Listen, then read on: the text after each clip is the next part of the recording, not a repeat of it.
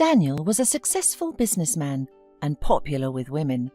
At the age of 25, model looks and passion were much more important to him, so he ended up marrying one of these beauties. At that time, he had no idea that over time his preferences would completely change. Having opened the second branch of his company, Daniel had been unable to find a good secretary for 6 months. And now, at the next interview, for the first time, he chose an older woman with sufficient work experience. Nancy was punctual, responsible in her attitude to tasks and deadlines, and the businessman was glad that now he had all his appointments and business under control. An important meeting was to take place in a few days, and for almost a week Daniel had been staying late at work. Today he planned to stay late too. "Late again? But you promised we'd go to the restaurant," cried his wife Caroline hysterically. "You have enough money, go yourself." "That's it, I have no time," said Daniel irritably and hung up. At that moment, Nancy looked into the office. "Mr. Bennet, all the reports are at your email. Do you no longer need me for the day?" "Thank you, Nancy. You can go home." Nancy was already at the door when she suddenly turned and said that she had ordered a dinner and coffee delivery for Daniel and his deputy. Michael, smiling, warmly thanked Nancy for her care, and Daniel only sighed heavily, remembering again about Caroline. He wanted so much for his wife to take care of him for once, but she was only interested in entertainment and shopping. Toward midnight, the men finished their business, but thanks to Nancy's foresight, they were not hungry. Upon arriving home and entering the apartment, Daniel could not believe his eyes. Caroline was asleep on the couch, drunk, and there were things scattered all over the apartment. The sink was full of dirty dishes, and on the table was a pile of packages from food deliveries from the restaurant. The husband was furious, but decided to postpone the showdown until tomorrow. In the morning, barely managing to wake Caroline up, he said everything he thought about her. But his wife was unperturbed and only rebuked her husband in response. "All you do is work all the time. You don't pay attention to me, and you don't give me any presents. By the way, darling, I'm out of money on my card." "How?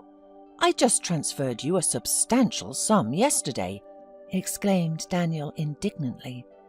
"But I had to eat something, and I bought a new dress."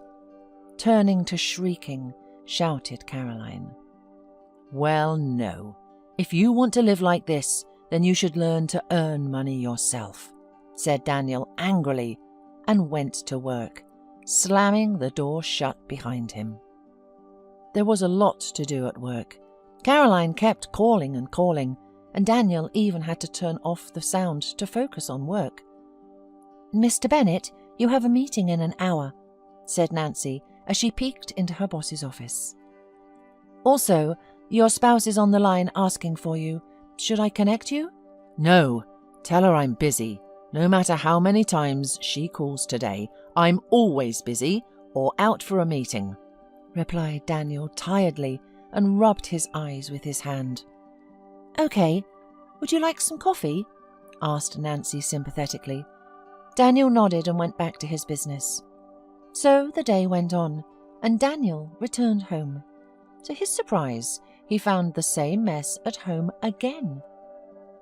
Earlier, Daniel had not paid any attention to it, as the housekeeper kept the house clean, but recently she had quit because of Caroline's constant nagging, and a new housekeeper had not yet been hired. The man tiredly sighed. "Caroline, you were home all day. Why didn't you clean here? And you could have cooked food for yourself like normal wives," he said, nodding at the packages from the delivery. "I'm not your housekeeper," shouted Caroline. Only now did Daniel notice that there was a suitcase next to his wife. "And anyway, you're allowing yourself too much.